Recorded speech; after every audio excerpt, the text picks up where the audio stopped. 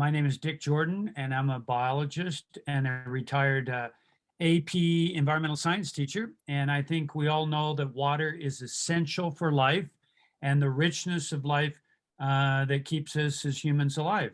Um, that's why last year, Ethan Tolman, a former student of mine, and I started a project we're calling Finding Dragons to not only identify the different kinds of dragonflies and damselflies along the Boise River, but more importantly, how they are doing and what they are telling us about water quality and the overall welfare of this biological community. So, first, I'd like to introduce Ethan and have him tell you a little bit about himself and what actually we're doing in this project. Yes, thank you. As Mr. Jordan said, my name is Ethan. I actually grew up in Boise. I went to Liberty Elementary, then LeBois Junior High, and Timberline High School. I'm currently working on my PhD at the American Museum of Natural History in New York City. And yeah, I'm interested in where dragonflies and damselflies are living in Boise. And this is a super important question uh, to figure out because, as Mr. Jordan said, we are really interested in water quality, right? We want good water quality so we can have lots of healthy communities, lots of um, different species living in Boise. And dragonflies and damselflies are actually super good indicators. If there are lots of different kinds of dragonflies and damselflies at a certain body of water, there probably is means that it's going to be a very healthy community with good water quality. So part of that is we're asking people in the community to take pictures of the dragonflies and damselflies they see across Boise. So that is something that we are here to ask you to do as students in the Timberline Quadrant. Very good. So why exactly um, should students be involved? Aren't there scientists like yourself that are actually doing this? So why do we need them to be involved? Yeah, I think that's a very good question. You'll notice that there are a lot of if you go to a place like Catherine Albertson's Park, there are lots of dragonflies. And so for me, if I wanted to go through Boise and try and capture all the different species of dragonflies and to find out everywhere they're living, I wouldn't be able to do it. It's just too big of a project. But if we have hundreds of what we like to call community scientists out there documenting these different species, it makes it way easier, and we can get the observations that we need. That as scientists, we just simply don't have the time to get. Well, fantastic. So basically, what you're saying is all we have to do is sneak up on a dragonfly when they're stopped, maybe on some vegetation or something, and get as close as possible.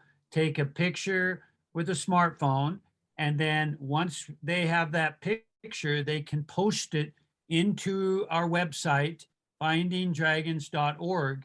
And then where do they want to put that picture once they go to that website? Yeah, if you go to our website, findingdragons.org, at the top there's just a banner for iNaturalist, and if you click on that, that will take you where you need to upload it. And at the Odonata Olympics later this month, they'll be able to go over how to upload those photos. So if you don't know how, you can just hang on to them before that event, and they'll help you upload them.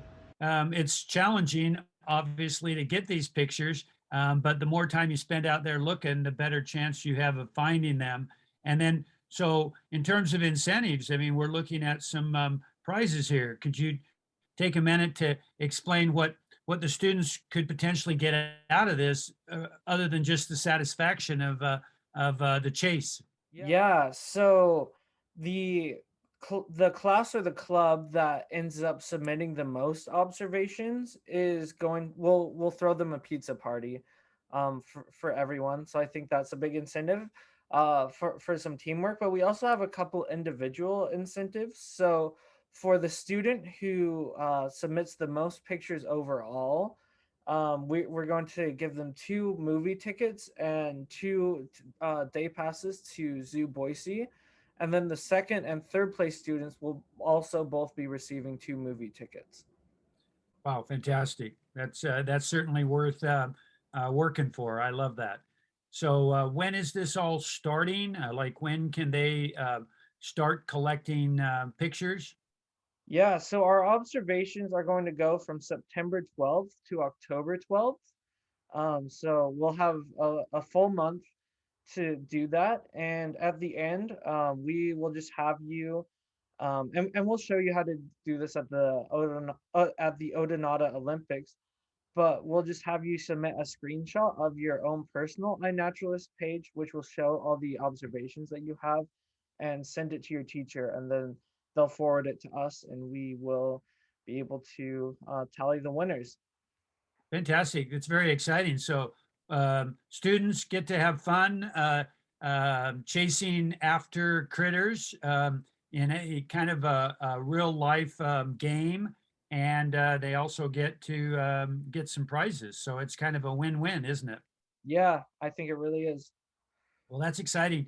Ethan, thanks so much for talking with us and all the work that you're doing with your research on dragonflies. So thank you very much. Yeah, for sure. And thanks to you all in advance for helping with this project. Excellent. Thanks, Ethan.